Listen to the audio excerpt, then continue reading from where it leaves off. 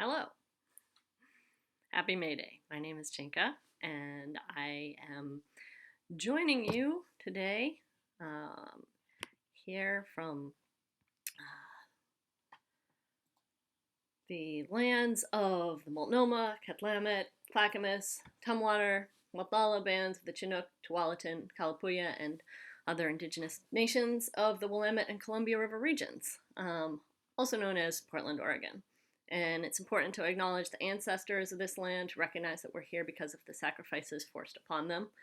And in remembering these communities, we honor their legacy, their lives, and their descendants with the forming of relationships to each other and with the living world. Again, my name is Jenka. I use she or they pronouns, and I am glad to be with you today. I knew that this was happening on May Day, and so when Tyler asked what I would like to talk about, I, of course, went to labor and one of my favorite topics, which is organizing a union. Now, I am not like a labor history guru. I don't know that much about it. I do know some of the things that Tyler was talking about in the last session, and we'll talk a little about that. But what I really want to talk about is like the real world experience of forming a union in your own workplace, which I think is something that the very practical steps aren't often laid out for people. I myself have worked in the nonprofit sector for most of my adult life, and only when my younger cousin, who I had helped radicalize, came to me and was very excited about forming a union in their workplace, did I actually think about it and think, you know what? I'm not unionized. Here I am working as a nonprofit worker, not unionized. Now, we know the community rights movement is all about taking back our rights as humans and as communities. And much of the focus is on the policy level, the local, state, federal level. But there are things that we can do as individuals to take back our rights, to empower ourselves in the positions that we hold in our regular lives. We know about things like moving your money out of big corporate banks and into small local credit unions, or joining a food co-op instead of shopping at the giant chain stores. You know, self-empowerment. It's about just taking action. Usually, when you take that action, you don't always think you're ready to. But the important thing is just to take that action. So one of the things that you can do to take back control of your life is to join a union. Who should join a union? Everyone. If you're a worker, you should be in a union. If you're a freelancer, you should be in a union. If you're an artist, a musician, you should be in a union. The only people that shouldn't be in the unions are the bosses. But we'll talk more about that. Now, I want to start with the recruiting speech of the IWW, International the Industrial Workers of the World. Now, the IWW was a radical union, socialist union. In the early 1900s, they would show up at different workplaces, factories, at coal mines, at different places where people were being mistreated and needed to form a union. And they, among other union organizers, would set up their little soapbox. Literally, they'd take a wooden box and they'd stand on it as the workers were coming out, and they would say something like this: fellow workers, the industrial workers of the world are trying to organize the working class. What is the working class? Fellow workers, the working class is anybody who's working for wages or has got a boss. You're working for wages and you got a boss, then you're in the working class. You better be proud of it. Well, the middle class is just a joke made up by the bosses to keep us fighting against one another. Fellow workers, the industrial workers of the world are trying to organize the working class into one big union. We'll call it the OBU. We organize the OBU, we'll have a general strike. A strike like that'll last about half an hour. And then we'll take this thing apart and put it back together so it makes more sense. Create an abundance for workers and nothing for parasites. Then they'd have their soapbox and they'd have to rush off because the police or the bosses would be sending their thugs after them, and so they had to do their speech pretty quickly, but it was very effective in organizing the workers. So the very brief, repetitive things could get the workers basically riled up and ready to join the union very quickly.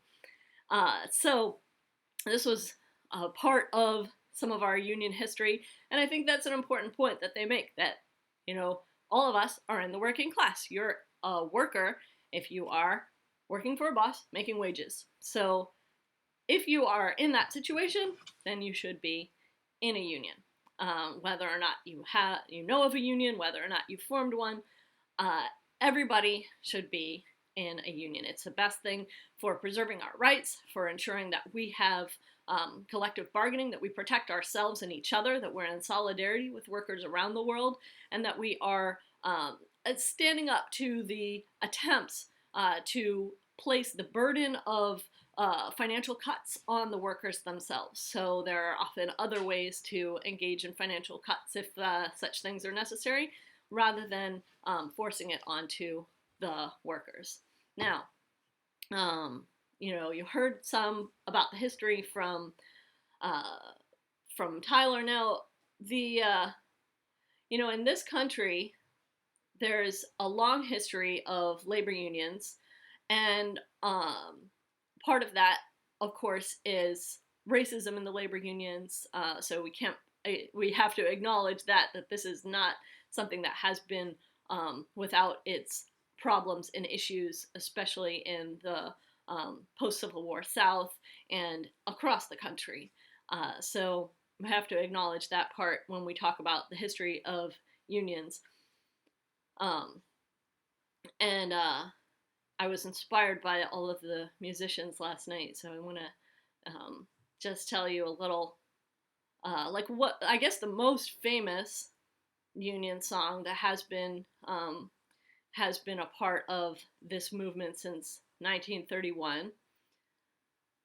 Come all of you good workers, good news to you I'll tell, about how our good union has come in here to dwell. Which side are you on? Which side are you on? Which side are you on, boys? Which side are you on? They say in Harlan County there are no neutrals there. You'll either be a Union man or a thug for J.H. Blair. Which side are you on? Which side are you on? Which side are you on, boys? Which side are you on? So that's a very famous song. It was written by Florence Reese. Now, Florence Reese wrote that song after. So what happened is the Harlan County Coal Operators Association reduced the employees' wages. 1931, we're talking about 2 years into the Great Depression. People were living on subsistence wages, very, very close to poverty. Well, they were living in poverty as miners, and this was in Harlan County, Kentucky. And so when the boss decided to cut their wages by 10%, they formed a union. Now the bosses responded by attacking, literally killing people, harassing, beating. Then the workers responded by having a general strike. One of the organizers was Sam Reese, Florence Reese's husband. Now he was the sheriff was J.H. Blair, and he was working with the mine bosses. So that night, J.H. Blair and his thugs came to the Reese's house looking for Sam. Didn't find him there. Sam had gotten tipped off and didn't come home that night. Well, so this woman spent a night terrified that her husband was going to be killed by J.H. Blair and his thugs. The next morning, she pulled a page of a calendar off the wall and wrote this song. Now, it's an old tune, and she put those lyrics to it. Now, Pete Seeger picked it up, and other people have added other lyrics to it as well. But it's become the most durable anthem of the labor movement. Which side are you on? So I think it's a really important question that we all need to ask ourselves, especially on this May Day, as we look into what does it mean to be a part of a union.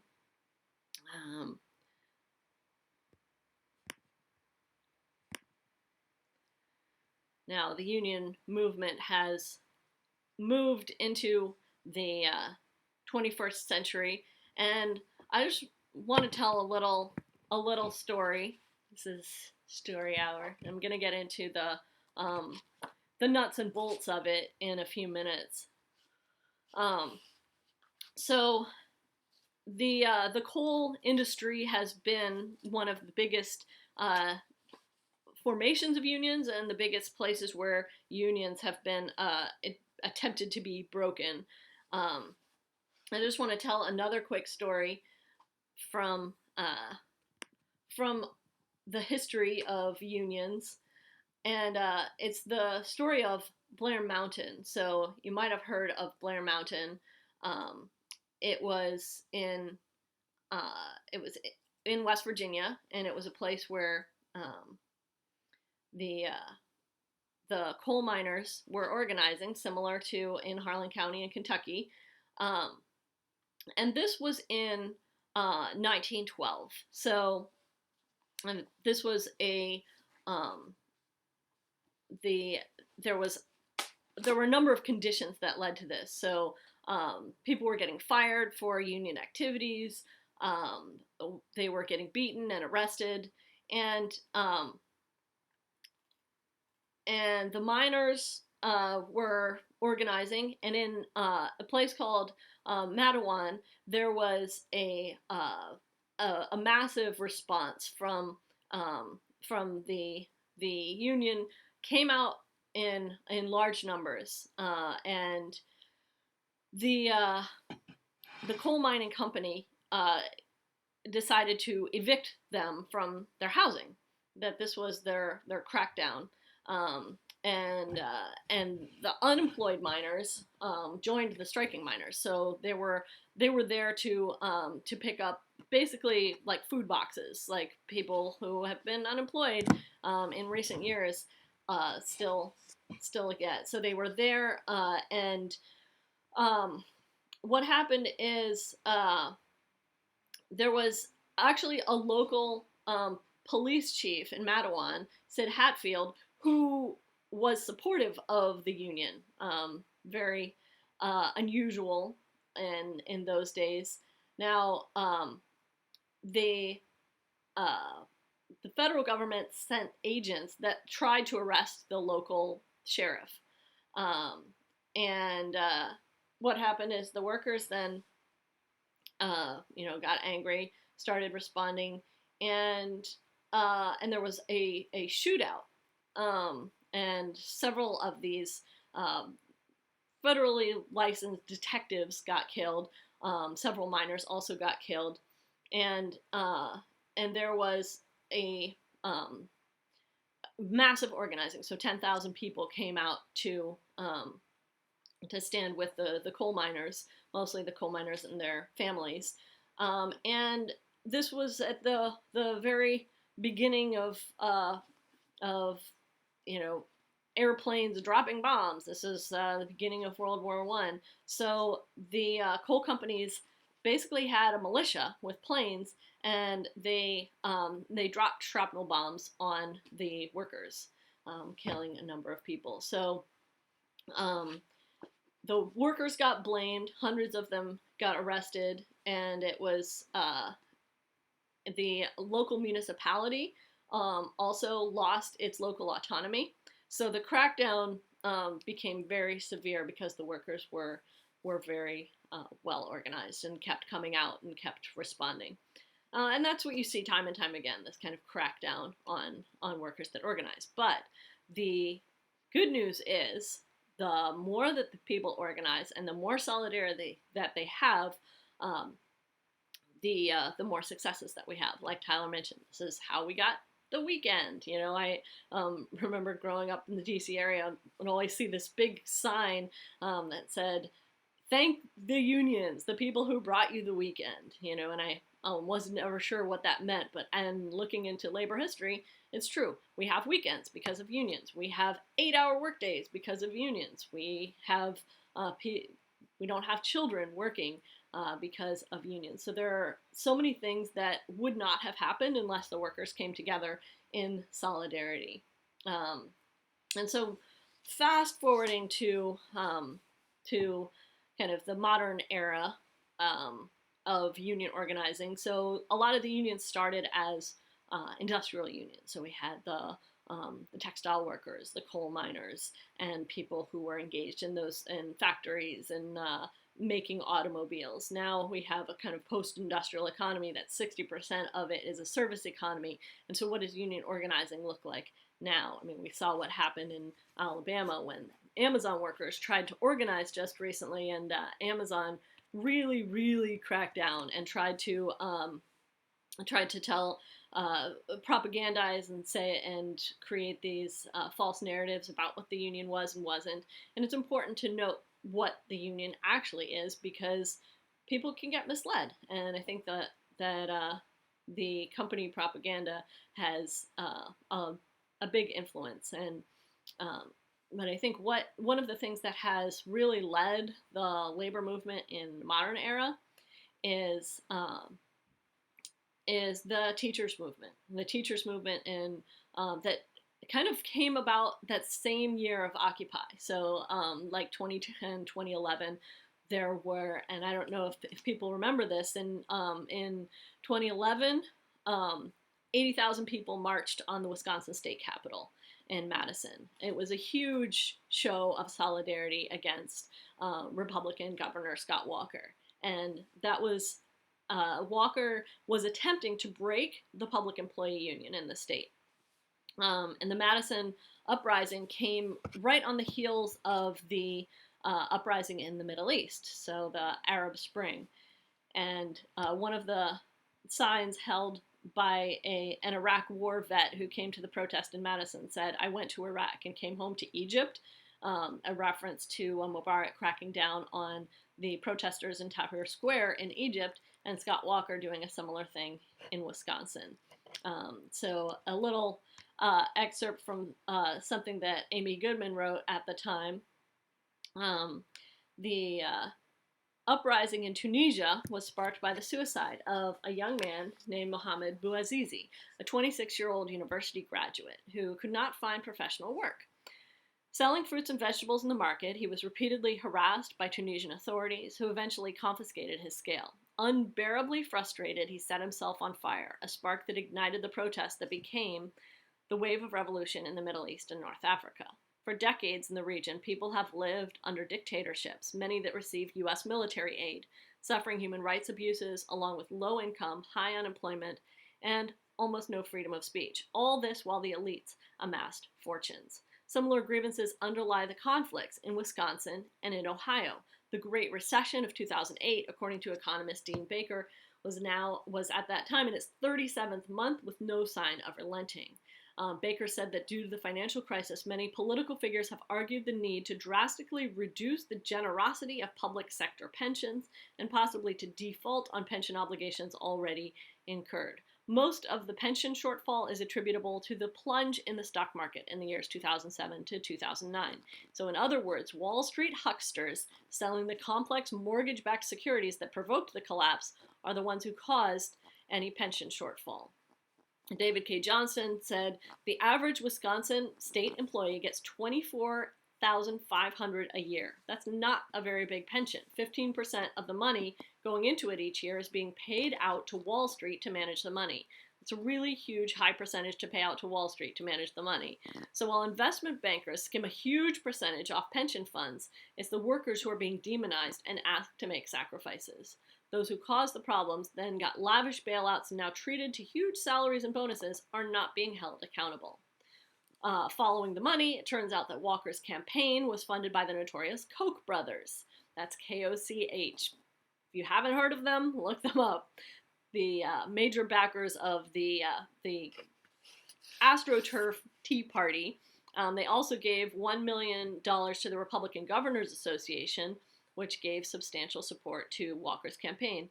Is it surprising that Walker supports corporations with tax breaks and has launched a massive attack on unionized public sector employees? One of the unions being targeted by Walker and by Kasich in Ohio is AFSCME, the American Federation of State, County, and Municipal Employees. The union was founded in 1932 in the midst of the Great Depression in Madison, Wisconsin. That was the time of Robert La Follette, the progressive movement. It's 1.6 million members are nurses, corrections officers, child care providers, EMTs, and sanitation workers. And it was the struggle of the sanitation workers of AFSCME Local 1733 that brought Martin Luther King to Memphis, Tennessee in April of 1968, where he was assassinated. Dr. King's last act on earth, marching in Memphis, Tennessee, was about workers' rights to collective bargaining and their right to check off dues. You can't remove the roof for the wealthy and remove the floor for the poor. So that's one of the modern organizing efforts. Here, I'll show a.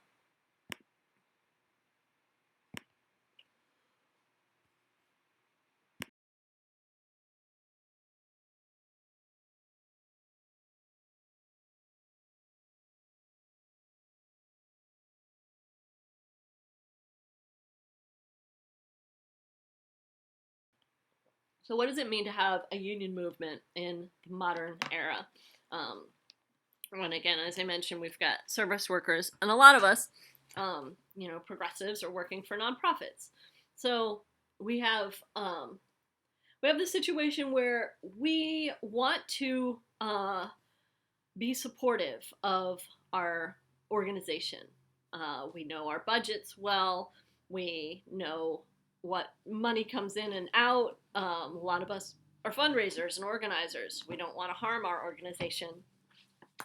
And so we think, well, maybe we don't need a union in our organization. Well, actually, we do.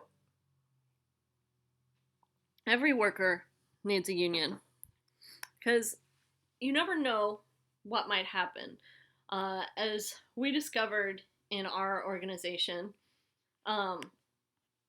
we had one manager who decided to kind of reorganize departments, and of course the one of the two people of color on staff is the one who their job was eliminated in this reorganization. Well, this is something that happens a lot when people are seen as expendable, and the management decisions are not being done transparently. So at that time, we decided, we need to form a union. We'd talked about it before, but that was the impetus for us to sit down together and say, hey, we need to do this. And I'll show you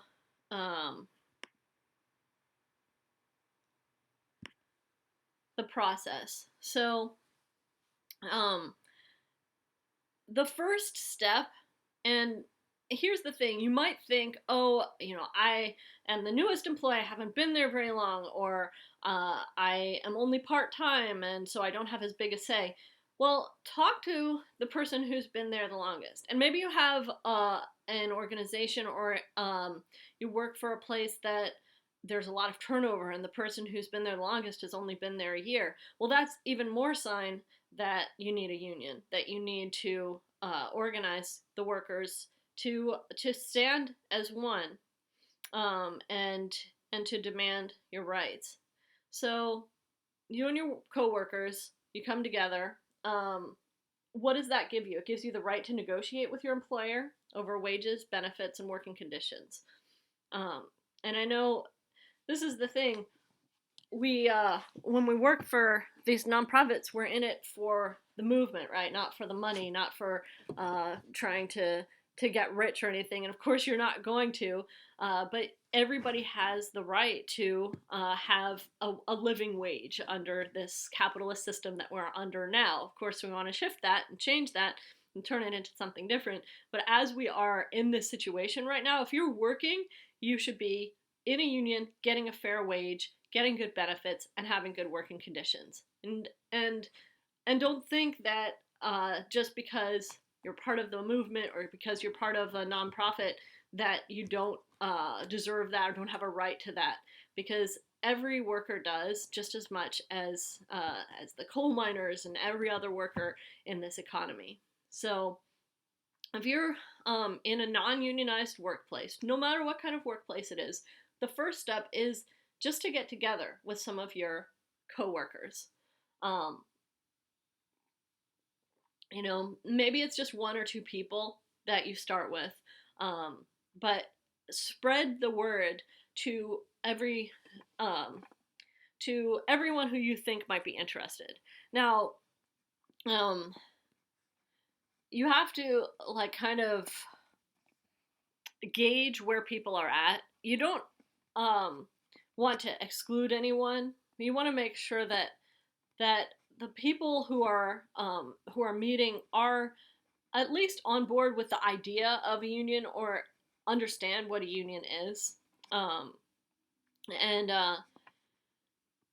talk to them. And not, you don't even have to use the word union. You can just say, hey, I want to talk about this person getting laid off, this person getting fired. I want to talk about the fact that we're making such low wages, or the fact that we don't have good health benefits. So you can frame it in that way when you talk to your coworkers and say, let's just get together and talk about this, so that we can have something to talk on a equal footing with the management. And you may find out that other people make more or less. When one of the things is to always like be transparent about who's making what amount, because then you can find out, like, wait, there are disparities here, or maybe you find out that there aren't, but it's important to know and to share that information with each other. And once you have that first meeting, um, you can all sign a letter and say, we're interested in forming a union. Once you sign that letter, you don't even have to talk to a union organizer for the first step. So when you have that first step, that protects you under the National Labor Relations Act in case the boss starts like cracking down or saying, or tries to discipline one of the people that's doing the organizing, or unfairly reprimands them, or takes away their shifts or anything like that.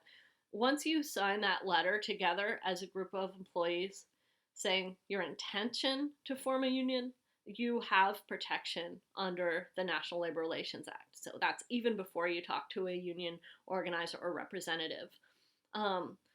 One of the things we did when we sat down and decided we need to form a union, is we tried to decide which union. Like, are we going to like create our own union, which people can do? Are we going to join an established union like the AFL-CIO, one of these unions that have been around for so long and have like, there's advantages and disadvantages to it. You hear about the corruption at the top levels, and you hear about some of their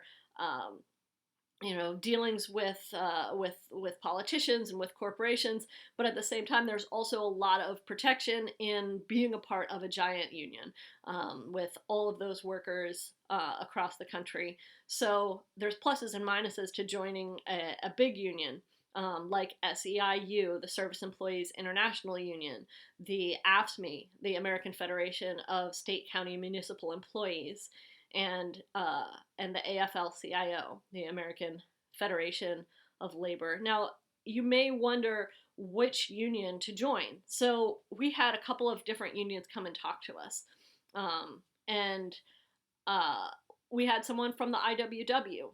And the IWW is different from some of the major, like, large-scale unions in that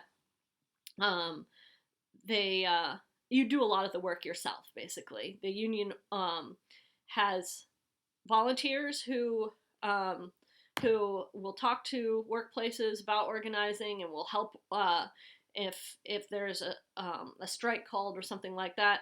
In fact, we had here in Portland the first fast food workers union form under the IWW at Burgerville. Burgerville is a local company that tries to be different, I guess, from the McDonald's and the Burger King and the Wendy's. And they say, well, we're locally sourced. We have family farms that contribute our beef and that contribute our chicken and our potatoes and all of these things. And so we're a sustainable local business. But at the same time, they were, basically their workers were working for poverty wages and were being bullied by the management. They organized under the IWW. They are still in negotiations, but they have won some concessions. They can get tips. The only fast food place I know that allows the workers to get tips. In addition to their poverty wages, they're still working on a contract that will allow their wages to increase. And then the workers, initially the management's response was to try to fire some of the organizers. So they got protection and they got hired back. They can wear whatever union organizing paraphernalia they want to, and they can talk about the union and not fear repercussions. So the next step, when you talk to this union organizer, they'll tell you about what they can and can't do with their union.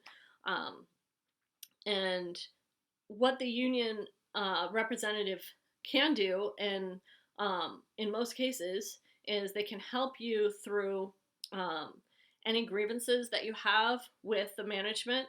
So say somebody gets unfairly disciplined, or someone gets a pay cut, or someone gets fired, or someone gets harassed, then that person is under legal protection then, and they can be represented by the union. They can go all the way, through the process of a grievance to mediation and arbitration, and have support from the union through that process. And oftentimes, just that challenge, just that that very fact is enough for the management to back down and to say, oh, we shouldn't have disciplined this person, or we shouldn't have taken away their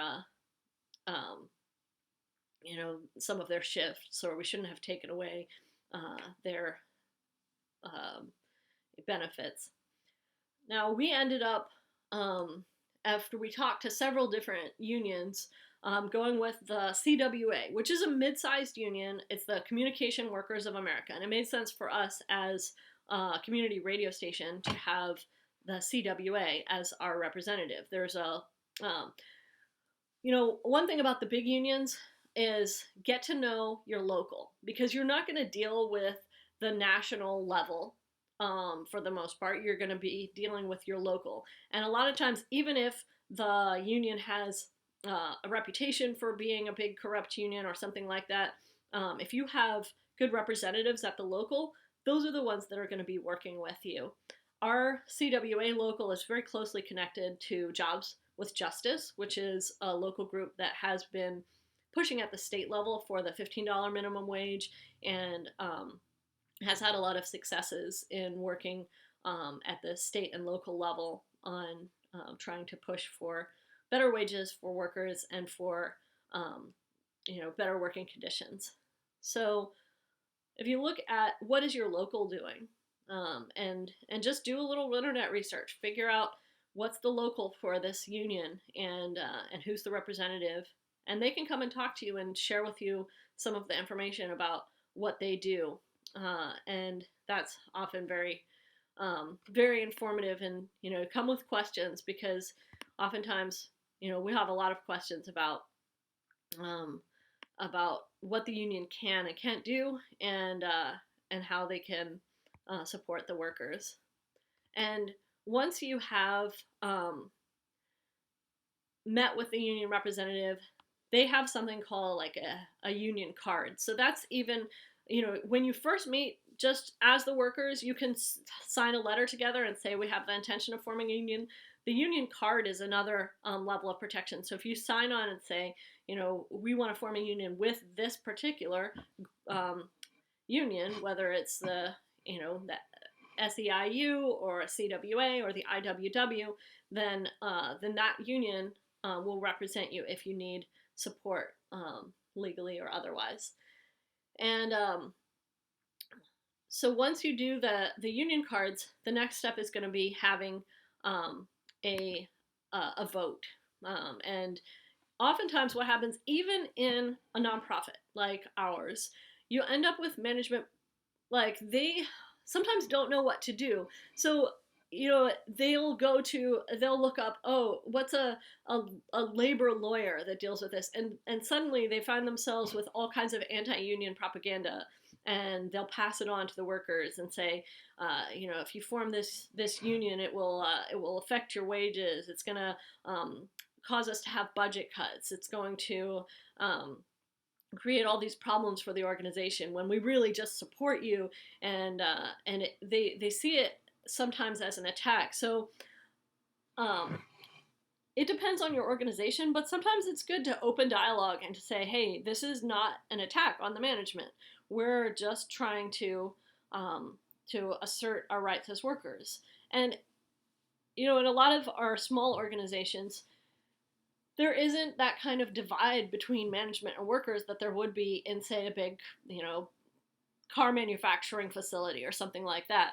So we work closely together, and we're colleagues, and so it's hard sometimes for people who are in management to see workers trying to form a union, because they think, oh, they're becoming adversarial to us. When that may not necessarily be the case. It may just be that you feel like you need to assert your rights as workers, which is totally fair. But even in a small nonprofit like ours, we saw the management come out with a kind of anti-union email that they had gotten from an anti-union law firm that they consulted with. So you're going to probably face that, and you have to be ready to counter it and to say what the union is actually about. That it's not about bankrupting the organization. It's just about getting a fair and living wage for workers, and to protect them from being fired arbitrarily. And so once you do that organizing effort, then you have an election, and people vote in the union. I mean, when the union is voted in, you may find when new employees come, they don't understand what the union is and why they're paying, like in our case, it's 1% of our salary that we pay to the union for union dues. And I say, well, why do I have to pay this? I have, I shouldn't have to pay this. What does the union do for me? So it's important to be ready and to know what does the union do? Well, the union will protect the workers' right to have a fair and living wage, and will stand up for you if you face some sort of arbitrary discipline from the management. And that has happened in our organization. We have had people who have had to file grievances and go through that process. And it's difficult, but it's also way better than just suddenly finding out, oh, the management decided to restructure and this person is now gone. So instead of that, the management has to negotiate with the union if they want to get rid of a position. And we have to talk about it, and that person has a right to, if it ends up that that the layoff does happen, they have certain rights. But before that happens, we also have the right to negotiate. And I just wanted to talk a little bit about the union contract. Let's see. I don't know if I can display this. Let me see. Let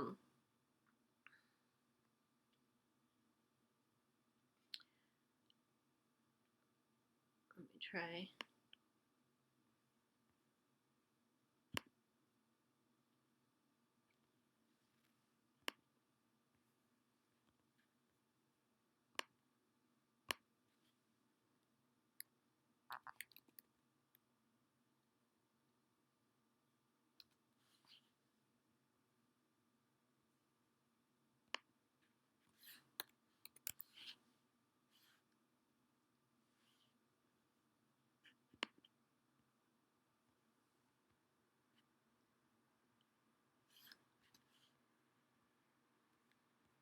Because once you form your union, one of the main things that you're going to do, well, you elect a shop steward. So when we first did this, I was elected a shop steward. So that's basically the person. So if something happens in the workplace, they would talk to the shop steward who is there in the workplace with them and looking at the situation. And one of the things, let's see, one of the things I got to do is negotiate contracts. So negotiating contracts is always interesting, and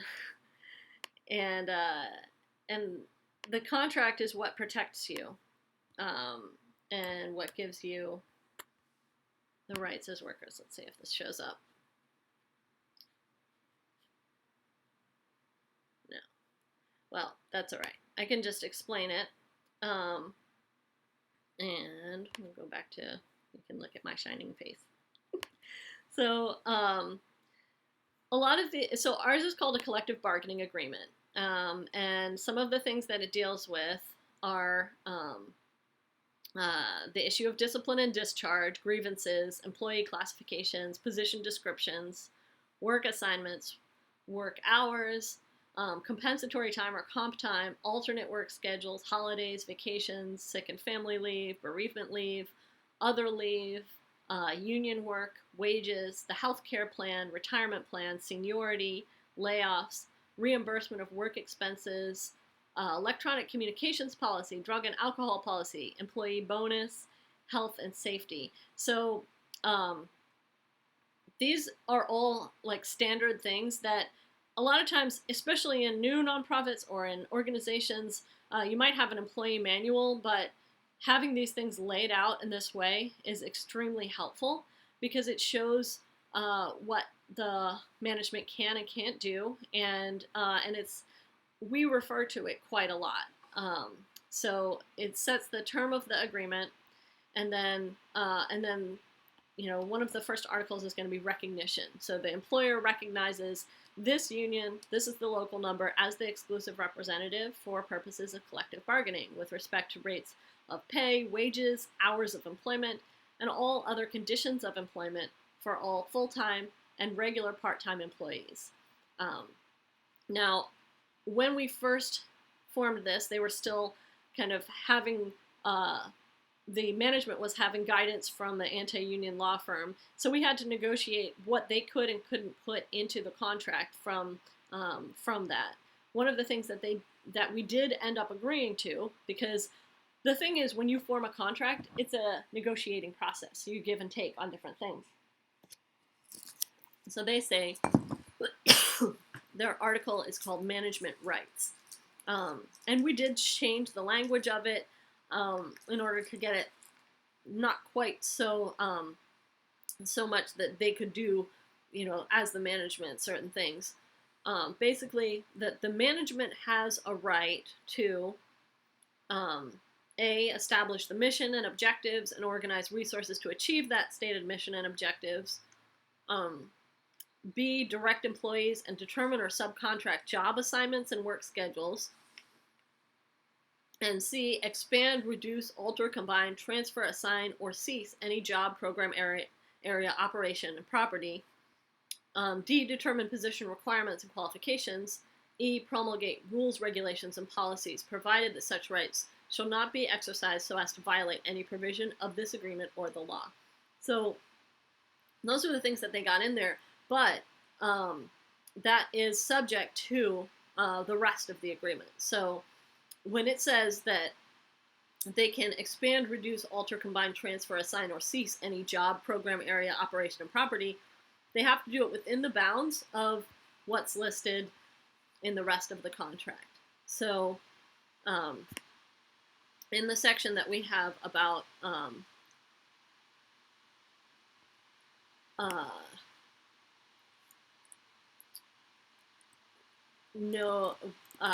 about job descriptions, that the employer doesn't have a right to to get rid of a job without negotiating it with the union. And it ends up, these contracts have that kind of legalese feel to them, because a lot of them are based in other contracts that started out that way, and they get passed down through history. But you can make changes, and you can make things that will protect you as a worker. So, for example, we have one on union activities that states very clearly there shall be no discrimination against any employee because of membership or activity in the union. There shall be no interference by the employer with the internal affairs of the union. And as part of each bargaining unit employee's orientation, the employee will be introduced by the employer to a designated shop steward. The union shall notify the employer of the names of shop stewards and union representatives. And then KBOO and the union recognize that it is in the best interests of parties, the employees, volunteers, and the public, that all dealings between them continue to be characterized by mutual responsibility and respect. To ensure that this relationship continues and improves, the organization and the union and their respective representatives at all levels will apply the terms of this agreement fairly, in accord with its intent and meaning, and consistent with the union's status as exclusive bargaining representative of all employees in the bargaining unit. Each party shall bring to the attention of all employees in the bargaining unit their purpose to conduct themselves in a spirit of responsibility and respect, and the measures they have agreed upon to ensure adherence to this purpose. So, you could say, well, that's kind of, interpretive language that you can interpret, but it does protect us to a certain extent to say we are approaching this in a feeling of mutual respect, and hopefully they will as well. And if they don't, you can refer to this and say, look, we all agreed that we would come together in a form of mutual respect on this, because it can get heated sometimes, and you want to make sure to remember that the boss, and especially in a nonprofit, they're not the enemy, they're not like the bad guy. We're all in this together, and we're all human.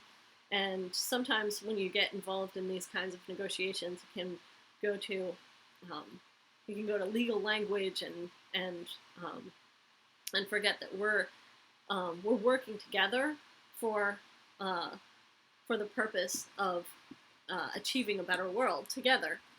Management hopefully wants that as well. And I don't think that people are in this field unless they really want to. And then I just want to point out another part of our contract that we put in a whole section on discipline and discharge, that if there is to be discipline, it has to be done in a very specific way, using the principle of progressive discipline, which means that any discipline that is brought against an employee by the management is done in the spirit of trying to improve performance, as opposed to punishing. And that the employee will need to sign anything that goes in their personnel file, but that the employee's signature confirms only that the supervisor has discussed and given a copy of the material to the employee. It doesn't indicate agreement with the contents of the material. And then 2 years after placement in the personnel file, records of disciplinary actions, warnings, admonishment, and reprimands related to minor infractions of work rules may be permanently removed. Minor infractions are defined as ones that do not compromise professional ethics or the financial and legal accountabilities and responsibilities of the organization. The employee shall be allowed to provide a written response to any discipline they are given. And the written response will be included in the personnel file. And then we lay out what happens if there's a grievance. This is all very important in case it happens. So if a grievance arises, it shall be submitted under the grievance procedure. That it should be just cause, and there's a legal term for that. So a claim that the discipline, suspension, or discharge of an employee was without cause shall be subject to the grievance procedure of this agreement. So step 1, submit a grievance to the supervisor in writing. And we lay out a time frame. That's important too when you're creating this grievance procedure in your workplace. You want to make sure that you lay out how many days does the employee have to file this? How many days does the supervisor have to provide a written response? And then what are the steps to resolve it? Have a meeting, and if it doesn't get resolved in that meeting, then go to the second step. And in our case, this was the second step consists of the union submitting a request for a formal meeting with the executive committee of the board of directors to resolve the outstanding grievance. That might be different for your organization. And then the third step, and again, that has to be done within 15 days after receiving step 1 response. And, sometimes when you're writing these contracts, you might think, oh, this isn't important, we'll just leave it out. But it's really important when you actually have a grievance to have these timelines laid out to see if, to make sure that both the union and the management follows those timelines in order to get a timely response to the grievance. And if it's not resolved at step 2, then the grievant can choose to submit a request for mediation through the federal mediation service. So mediation and arbitration are an important part. And then employee classifications, talking about when is a probationary period for a new employee. And then after that, we have a 6-month probationary period, in which case a probationary employee can use the first 2 steps of the grievance procedure. After 6 months, then they're subject only to discipline and firing for just cause. And then we have position descriptions. And again, the position descriptions have to be negotiated if they're going to be changed by the management. So I think that was all. Well, I could go over more and more, but if you are interested and you want to form a union and you want to work on making a collective bargaining agreement, I have now done like 4 or 5 of them, so I can help with figuring out what are the sections that you want to include and what's important for your organization. So you can get in touch with me, and I'm happy to help with that. And I think I just wanted to finish up with talking about this right to work and how we all need to be in solidarity and stand up against these so-called right to work laws that have now been passed in a majority of states, which creates a short-term financial incentive for workers to opt out of union membership. And then in 2018, the Supreme Court decision in Janus versus AFSCME established right to work as a standard policy across public sector unions. Now, that's when you hear about a closed shop versus an open shop. You don't want to have an open shop because that means that the workers still get the protection from the union if they are employed, but the union doesn't get the support from the workers that they need in order to actually do the work. So the union dues pays for the union to do this work, to do the research, to start working on these contracts, to ensure that grievance policies are followed. And if the workers are, opting out of union dues, that means that they have the right to the protection of the union, but the union doesn't get the union dues that they need to actually provide that support. And it says here, this is in an article by Alexandra Bradbury from Labor Notes. It's a measure of how alienated many unions have become from the workers they represented that they assumed this ruling would open them up to big membership losses. But their survival guide, and if you haven't seen Labor Notes, I definitely recommend them, and Rebuilding Power in Open Shop America, describes how certain unions operating in open shop states or sectors still manage to win campaigns and maintain high rates of membership. And there's also been a surge of interest, especially this past year, in bottom-up strategies, an uptick in strikes, especially among K-12 teachers. And then in 2018, that before the pandemic, if you think back to that, there was a wave of teacher strikes in Kentucky and Oklahoma and Arizona, mobilizations in California, Colorado, North Carolina, Oregon, South Carolina, Washington, and Wisconsin. So this was a major groundswell that finds its origins in the Chicago teachers in 2012, their strike for the schools that Chicago students deserves. So again, there's another piece that I'd recommend from that, How to Jumpstart Your Union, Lessons from the Chicago Teachers. And it looks like I am almost out of time. Oh, someone says, I work in a rural small nonprofit with a very supportive board. Would you suggest looking into IWW, a nonprofit-specific union, or a local regional union with a somewhat related focus? Yeah, and this is the thing, like, we now have this very supportive board, too. And I think, look at the locals. So IWW is a great choice, and but that said, they don't necessarily have the support for taking a grievance all the way up to federal mediation or that kind of thing. So find out who is the local representative or local representatives of a couple of different unions that are in your sector, and then just kind of not necessarily interview, but meet with a local representative and see what they can provide and how they can support your work. Because it really does depend on who the local representatives are for the union and what they're able to do. Some places don't have a local for certain unions, so just look into what is available in your area for support. And I love the IWW. I think that they have been doing a great job with organizing at Burgerville and some of the local places. But remember, it doesn't have the level of support that some of the bigger unions do. So there's pluses and minuses of going either way, and you just got to look at your situation and see what works for you. Thank you, everyone. It's been great, and looks like my time's about up. Did you know it's illegal for local governments to pass laws that protect their communities from controversial corporate activities like oil pipelines, genetically modified crops, fracking, and clear-cut logging?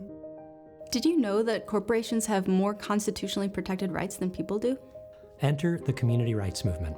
Since 1999, 200 towns, cities, and counties in 9 states have passed locally enforceable laws that ban specific harmful corporate activities and put decision-making back in the hands of local people. We want to bring this incredibly successful community-based strategy to every community in this country. We've assembled an amazing network of people and organizations to provide communities with the support and training that they need to run successful community rights campaigns. Our work transcends conventional single-issue activism.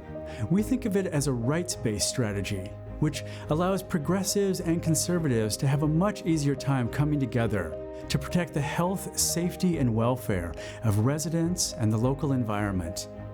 Community rights lawmaking can protect our right to clean water and safe food, our right to free and fair elections, our right to living wage jobs, and our right to a renewable energy future. But this movement is about more than just reclaiming our local lawmaking. It is also about catalyzing a profound culture shift. Imagine the possibilities in your community if more and more of your neighbors and coworkers could envision themselves as taking an active role in the governance of their own communities. We are, in fact, we the people. That is where our ultimate power and authority resides. Your contribution will greatly expand the reach of the community rights movement. Thank you for your support and for sharing our fundraising campaign with others.